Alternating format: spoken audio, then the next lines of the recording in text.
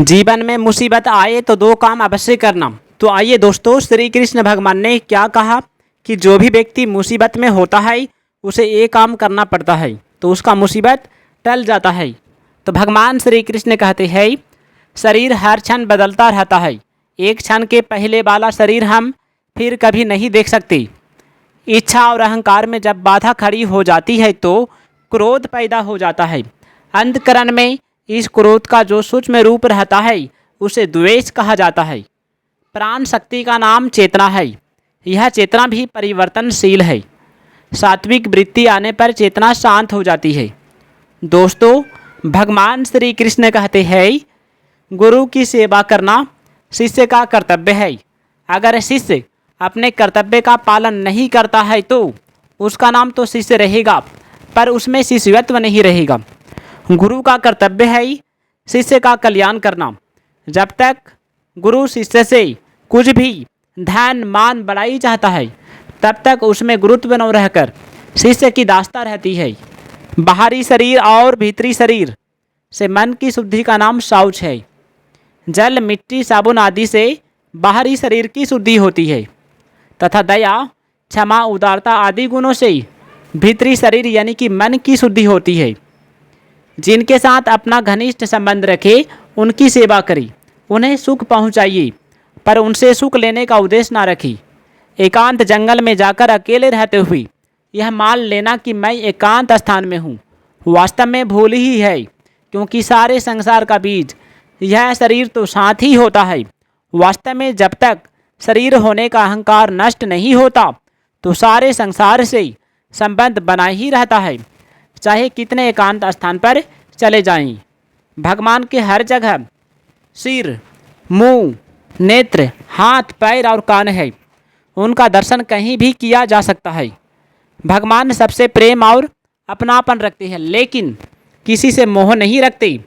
दोस्तों, जो उत्पन्न होता है वह कार्य कहलाता है और जिसके द्वारा कार्य की सिद्धि होती है वह करण कहलाते हैं। भगवान श्री कृष्ण कहते हैं कि शरीर का निर्माण पृथ्वी, जल, तेज यानी कि अग्नि, वायु और आकाश इन 5 तत्वों से मिलकर बना है, जिन्हें पंच तत्व कहा जाता है। दिखने वाले शरीर को स्थूल शरीर कहा जाता है। इसका दूसरा नाम अन्नमय कोश भी है, क्योंकि यह अन्न से ही विकसित और जीवित रहता है। आइए दोस्तों, भगवान श्री कृष्ण ने गीता में सबसे बड़ी बात क्या कहा? महापुरुषों की कभी निंदा ना करी, यह अवनति का कारण बनता है। सूक्ष्म से सूक्ष्मतम और विशाल से विशालतम सभी प्राणियों में परमात्मा समान रूप से स्थित होती है। परमात्मा किसी में छोटे बड़े या कम ज़्यादा नहीं है। घर के अंधेरे को मिटाने के लिए प्रकाश को लाना ही पड़ता है, लेकिन ईश्वर को कहीं से लाना नहीं पड़ता। वे शाश्वत होता है, हर स्थान पर मौजूद होता है। भगवान श्री कृष्ण कहते हैं कि मूल प्रकृति से ही सब प्राणियों का जन्म होता है। मैं जीवात्मा रूपी बीज के रूप में प्रकृति के गर्भ से शरीर को जन्म देता हूँ।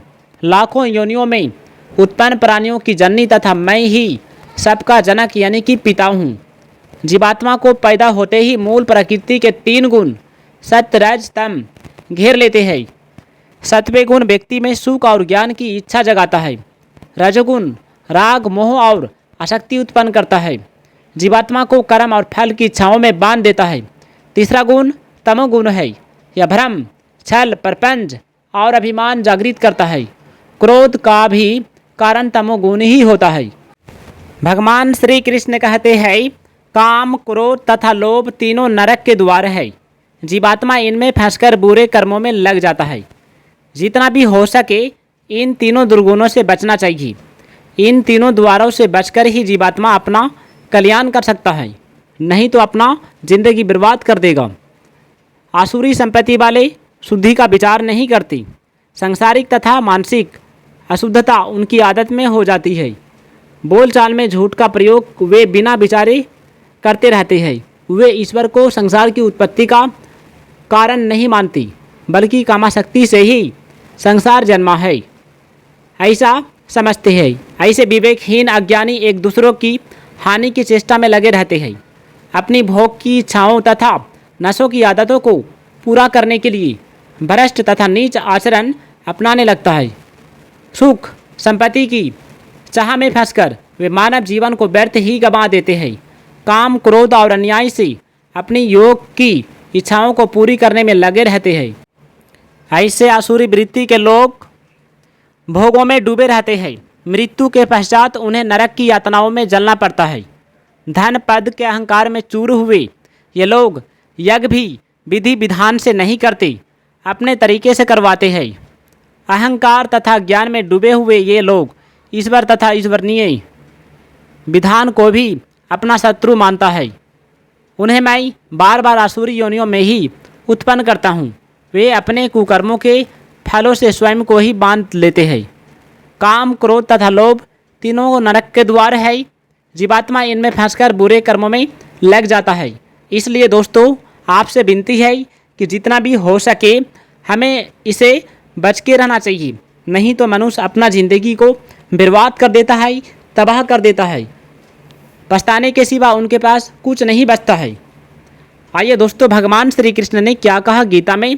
सबसे बड़ी बात, भगवान श्री कृष्ण कहते हैं कि जो व्यक्ति कहता है कि नो कर्तव्य है और नो कोई अर्थ कर्तव्य, नो दुराचार है और न ही सदाचार, और न ईश्वर है, नो भाग्य और न पुण्य, परलोक, नो किए हुए कर्मों का कोई फल है, बुरा फल है, वह नास्तिक अर्थात स्वयं को नो मानने वाला होता है। नास्तिक लोग ईश्वर, परलोक या मर्यादा से नहीं डरते।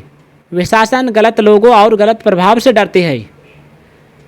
बुरे स्वभाव के व्यक्ति लोभ में पड़कर सारे कर्म करने लगता है और अपने उद्योग से, बुद्धिमानी से, चतुराई से, चालाकी से ज़्यादा भोग सामग्री एकत्र करने के प्रयत्न में लगे रहते हैं। आसुरी या बुरे स्वभाव वाले मनुष्य ऊपर से तो सुखी दिखाई देते हैं, लेकिन भीतर से सुख एवं चिंताओं से घिरे रहते हैं। सुखी वास्तव में वही होता है जिस पर सुख हो या दुख उसमें कोई प्रभाव नहीं पड़ता है। वो हर समय खुश रहता है। जो लोग किसी के सामने नर्म नहीं होते, झुकते नहीं, किसी महापुरुष के सामने आने पर भी नमस्कार नहीं करते, वो सबसे बड़ा पापी माना जाता है। उसी किसी के सामने मजबूरी में झुकना पड़े तो अभिमान पूर्वक झुकेंगे। ऐसे लोग स्वयं को सर्वश्रेष्ठ समझने की भूल में होते हैं और ऐंठ अकर की रहते हैं, आसुरी प्रकृति के बने रहते हैं। अच्छे लोग भगवान पर निर्भर रहते हैं और बुरे लोग अहंकार, हठ, काम, क्रोध आदि के सहारे रहते हैं। दोस्तों, मनुष्य जीवन के अंत समय में घोर कष्ट भोगते हैं। ऐसा लोग, बुरे लोग को कहीं भी गुण नहीं दिखाई देता, वे सब और दोष ही दोष देखता है।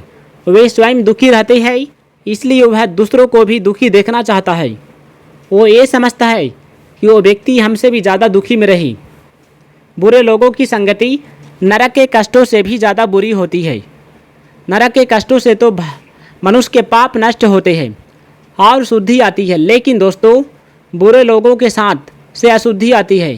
पाप के ऐसे बीज रोपित हो जाते हैं कि जो आगे आने वाली अनेक नीच योनियाँ, कुत्ता, बिल्ली, बंदर, कीट, पतंग इत्यादि में धकेल दिए जाते हैं। धन की कामना, लोभ बढ़ने से मनुष्य के भीतर झूठ, छल, कपट आदि दोष बढ़ जाते हैं और किसी भी तरह अधिक से अधिक धन कमाने का लालच बढ़ जाता है। इसके लिए मनुष्य अनुचित रास्ते अपनाने लगता है। उसका लोभ बढ़ता चला जाता है, क्रोध, क्रूरता बढ़ते चले जाता है और वास्तव में राक्षस जैसा हो जाता है। प्यारे दोस्तों, यदि वीडियो अच्छा लगे तो वीडियो को लाइक कीजिएगा, चैनल को सब्सक्राइब करके जय श्री कृष्ण कमेंट में लिखिए।